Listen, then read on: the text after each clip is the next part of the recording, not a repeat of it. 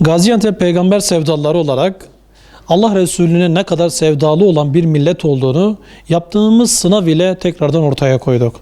Antep'in içerisinde 6000'e yakın insan Efendimiz hayatını okudular. Her bir tanesi didik didik altlarını çizerek peygamberi yakından tanıdılar. Ve bizler insanlara bunu okutturmanın, Peygamber Efendimiz'i tanımanın ne kadar güzel bir erdem ve şeref olduğunu tekrardan gördük. Nice yarışmacılarımız kitapları defalarca okudular.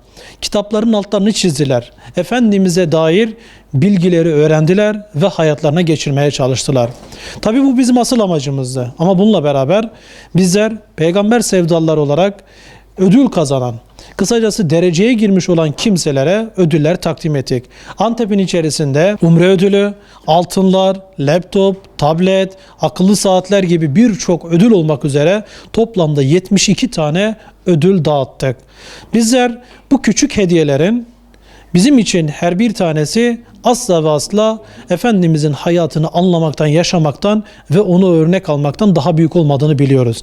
Lakin bizler de yarışmaya katılan bütün katılımcıların bir vesileyle de bu hediyeleri almaları ve bu şekilde de onları taltif ve ödüllendirmek maksadıyla kendilerine hediyeleri veriyoruz.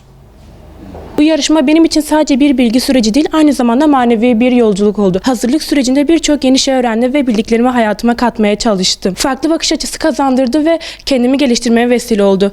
Böyle çalışmaların gençler için çok kıymetli olduğunu düşünüyorum. Emeği geçen herkese tekrardan teşekkür ederim. Ben yarışmaya 3. kez giriyorum. 1. girmemde 5. sınıfta girmiştim. Çanta ödülü kazanmıştım.